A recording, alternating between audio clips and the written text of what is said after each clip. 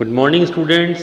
आज का ये video lecture BA part second के विद्यार्थियों के लिए पेपर सेकंड भारतीय राज्य व्यवस्था। आज का हमारा टॉपिक है भारतीय शासन अधिनियम 1935। इसके पहले हम दो वीडियो लेक्चर्स में 1919 के अधिनियम के बारे में विस्तार से चर्चा कर चुके हैं। 1935 का यह अधिनियम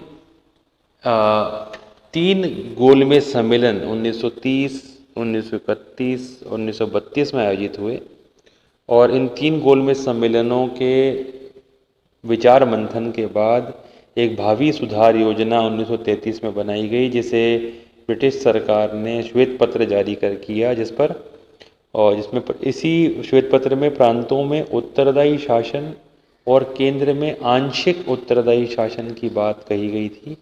उसी के आधार पर श्वेत पत्र के सुझावों को स्वीकार करते हुए ब्रिटिश सरकार ने 1935 का ये भारत शासन अधिनियम पास करके भारत में लागू किया। इस अधिनियम की कुछ विशेषताएं, ये अधिनियम बहुत ही लंबा और जटिल था। लगभग 451 धाराएं और 15 परिशिष्ट इसमें शामिल हैं।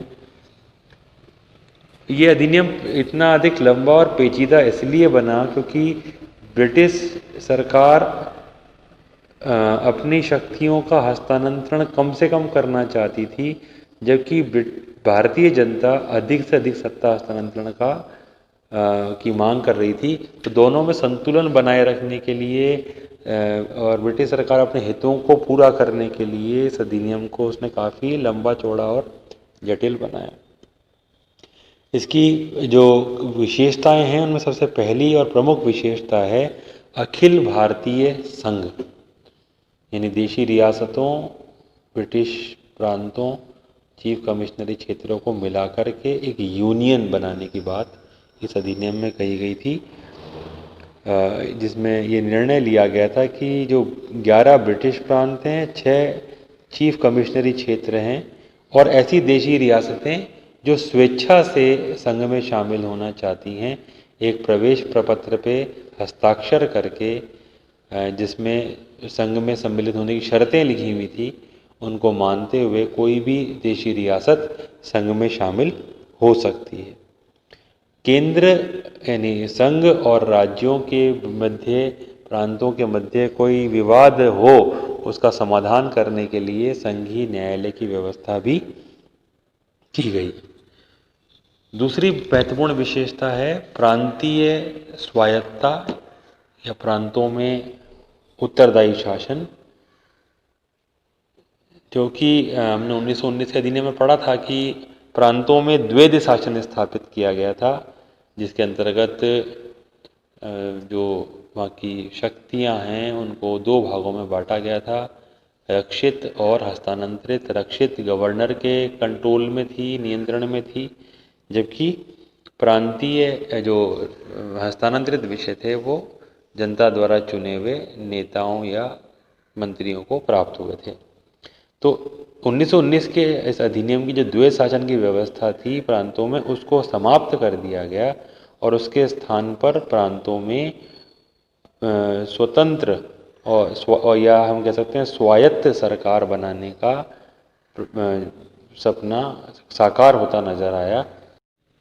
प्रांतों में उत्तरदायी शासन का तात्पर्य था कि प्रांतों का में जो मंत्रिमंडल है वो प्रांतीय व्यवस्थापिका के बहुमत दल के नेता की सहमति से कार्य करेगा और मंत्रियों को प्रांतीय व्यवस्थापिका के प्रति उत्तरदायी बनाया गया और ये निश्चय किया गया कि प्रांतों की सरकारें सामूहिक उत्तरदायित्व के सिद्धांत के आधार पर कार्य करेंगी। तीसरी विशेषता है केंद्र में द्वैध शासन की स्थापना। जो 1919 के अधिनियम में जो व्यवस्था प्रांतों में लागू की गई थी उसको 1935 ने समाप्त कर दिया प्रांतों से, लेकिन वही व्यवस्था अब केंद्र में लाई गई, जिसके अंतर्गत कुछ संघीय विषय जैसे सुरक्षा, वैदेशिक संबंध, धार्मिक मामले और कबायली क्षेत्रों की व्यवस्था को गवर्नर जनरल के हाथ में सुरक्षित रखा गया ताकि वह अपने विवेक के अनुसार उसकी समुचित व्यवस्था कर सके। अन्य संघीय विषयों की व्यवस्था के लिए गवर्नर जनरल की सहायता और परामर्श के लिए मंत्रिमंडल की व्यवस्था की गई, जिसमें मंत्रियों की संख्या 10 से अधिक नहीं हो सकती थी। संघीय मंत्रिमंडल को उक्त सुरक्षित विभागों के अतिरिक्त अन्य सभी संघीय विभागों की व्यवस्था करनी होती थी। तो इस तरह देखें तो केंद्र में द्वैध शासन आ गया। अब यहाँ पर गवर्नर जनरल और लोकप्रिय मंत्री वाली स्थिति आ गई। कुछ संघीय विषय गवर्नर जनरल के पास रहे और कुछ विषय लोकप्रिय मंत्रियों को सौंपे गए। चौथी विशेषता संरक्षण और आरक्षण। ब्रिटिश शासन का ये विचार था कि अभी भारतीय इतने परिपक्व नहीं हैं, लोकतंत्र या संवैधानिक संस्थाओं का इतना ज्ञान भारतीयों को नहीं है, तो ये किसी प्रकार की उलझन हो सकती है या कुछ गंभीर त्रुटियां हो सकती हैं। इसलिए ब्रिटिश सरकार ने गवर्नर जनरल और गवर्नरों को कुछ विशेष और व्यापक अधिकार दिए, जिन अधिकारों के माध्यम से गवर्नर या गवर्नर जनरल केंद्र या राज्यों की चुनी हुई सरकार के कार्यों में भी हस्तक्षेप कर सकते थे। इसी अधिकार को, इन्हीं शक्तियों को संरक्षण और आरक्षण का नाम दिया गया है। पांचवा जो बिंदु है वो है विधानमंडलों और मताधिकार का विस्तार। कि संघीय जो व्यवस्थापिका थी उसमें 2 सदनों की व्यवस्था की गई। पहले सदन का नाम संघीय विधानसभा और दूसरी का नाम राज्य परिषद, जिसे आज हम लोकसभा और राज्यसभा कहते हैं। उस समय इसका नाम था संघीय विधानसभा और राज्य परिषद। केंद्र में विधानसभा के सदस्यों की संख्या 375 और राज्य परिषद के सदस्यों की संख्या 260 निर्धारित की गई। प्रांतों में 11 में से 6 विधानमंडलों को 2 सदन वाला बनाया गया। अधिनियम के द्वारा मताधिकार का विस्तार किया गया और प्रांतों के लिए 10% से कुछ अधिक जनता को मताधिकार प्रदान किया गया। एक और विशेष बात ये थी कि इस अधिनियम ने संघीय विधानसभा जो निम्न सदन है उसको तो अप्रत्यक्ष चुनाव के द्वारा चुनने की व्यवस्था की, और जो राज्य परिषद है, जो उच्च सदन है, उसको प्रत्यक्ष चुनाव के अंतर्गत रखा। एक विशेष बात है, ये कई प्रतियोगी परीक्षाओं में पूछा जाता है। नेक्स्ट पॉइंट है शक्ति विभाजन। केंद्र और राज्यों के मध्य 3 सूचियां बनाई गई। संघीय सूची जिसमें 59 विषय थे, प्रांतीय सूची जिसमें 54 विषय थे, और समवर्ती सूची। ये 3 प्रकार की सूचियां बनाई गई। प्रांतीय सूची पर कानून बनाने का अधिकार प्रांतीय व्यवस्थापिका को दिया गया। संघीय व्यवस्थापिका संघीय विषयों पर कानून बना सकती थी, और समवर्ती सूची पर दोनों को कानून बनाने का अधिकार था, परंतु दोनों में यदि किसी प्रकार का विरोध हो या विवाद हो तो संघीय व्यवस्थापिका द्वारा बनाया गया कानून मान्य होता था। इसके अलावा जो एक और ख़ास बात है वो ये कि अवशिष्ट शक्तियाँ जो आज जैसे हमने केंद्र को प्रदान की हुई है भारतीय संविधान में वर्तमान में, उस समय ये अवशिष्ट शक्तियाँ गवर्नर जनरल को दी गई थी। संघीय न्यायालय की व्यवस्था भी इस अधिनियम द्वारा की गई, क्योंकि ये एक संघात्मक देश बन गया था जहाँ केंद्र और राज्यों के बीच शक्तियों का बंटवारा किया गया था। दोनों के बीच किसी भी प्रकार का कोई विवाद विरोध उत्पन्न हो सकता है, उसके समाधान के लिए एक निष्पक्ष न्यायालय की आवश्यकता थी, इसलिए संघीय न्यायालय की स्थापना की गई। परंतु संघीय न्यायालय सर्वोच्च न्यायालय नहीं था, क्योंकि इस संघीय न्यायालय के विरुद्ध ब्रिटिश संसद स्थित प्रिवी काउंसिल में अपील की जा सकती थी। नेक्स्ट पॉइंट है ब्रिटिश संसद की सर्वोच्चता। इस अधिनियम के द्वारा भारतीय शासन के संबंध में ब्रिटिश संसद की सर्वोच्चता में कोई परिवर्तन नहीं किया गया। अधिनियम में किसी भी प्रकार के परिवर्तन का अधिकार प्रांतीय विधानमंडलों और संघीय व्यवस्थापिका को नहीं दिया गया।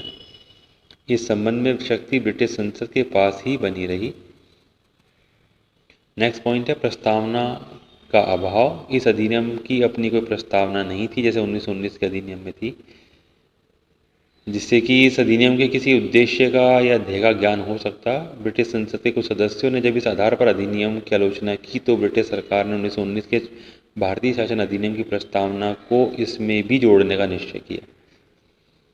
ये इसलिए किया गया था ताकि भारतीयों को ये पता रहे कि ब्रिटिश सरकार का अंतिम लक्ष्य भारत में औपनिवेशिक स्वराज्य की स्थापना करना है। नेक्स्ट पॉइंट है भारत परिषद का अंत। भारत परिषद के भारत विरोधी दृष्टिकोण के कारण भारतीय जनता द्वारा इस परिषद के अंत की मांग की जा रही थी, अतः 1935 के अधिनियम द्वारा इस परिषद का अंत कर दिया गया। भारत मंत्री के लिए कुछ परामर्शदाता नियुक्त किए गए जिनसे परामर्श लेना अथवा न लेना उसकी इच्छा शक्ति पर निर्भर था। नेक्स्ट पॉइंट सांप्रदायिक निर्वाचन पद्धति का विस्तार। इस अधिनियम के द्वारा आंग्ल भारतीयों, भारतीय ईसाइयों, यूरोपियनों और हरिजनों के लिए भी सांप्रदायिक निर्वाचन पद्धति का विस्तार किया गया। संघीय व्यवस्थापिका के दोनों सदनों में मुसलमानों को 1/3 स्थान प्रदान किए गए। बर्मा, बरार और अदन की जो व्यवस्था थी कि बर्मा को इस अधिनियम द्वारा भारत से पृथक कर दिया गया, अदन को भारत सरकार के नियंत्रण से मुक्त करके 1 अप्रैल 1937 को इंग्लैंड के औपनिवेशिक कार्यालय का अधीन कर दिया गया, जबकि बरार के ऊपर निज़ाम हैदराबाद की नाम मात्र की सत्ता स्वीकार की गई, परंतु उसको शासन की दृष्टि से मध्य प्रांत का अंग बना दिया गया।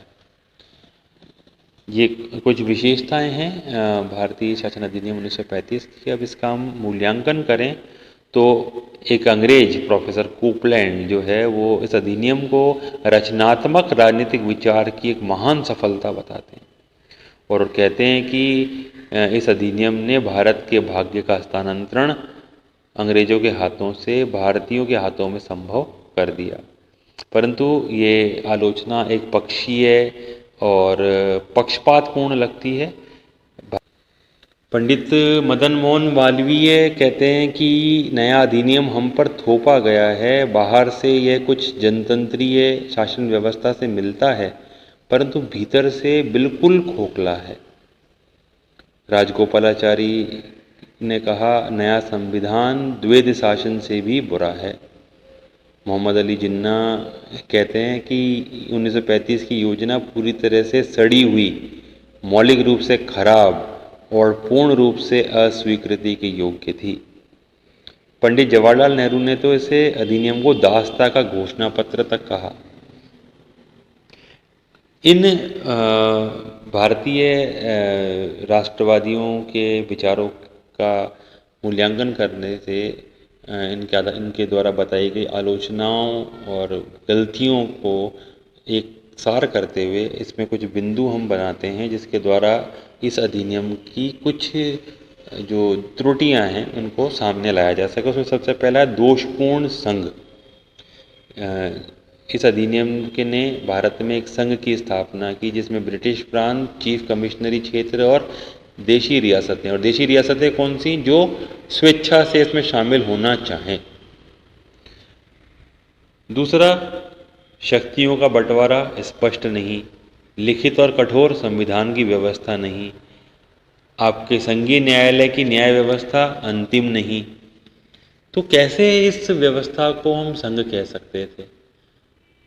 कैसा बेढंगा संघ था ये, जिसमें एक तरफ देशी रियासतों को उनकी स्वेच्छा पर छोड़ दिया गया, प्रांतों और चीफ कमिश्नरी क्षेत्रों को जबरन इस संघ में शामिल किया गया। दूसरी जो आलोचना है वो प्रांतीय स्वशासन की जो बात इस अधिनियम में की गई है वो भी केवल एक मजाक, एक भ्रम के रूप में नज़र आती है।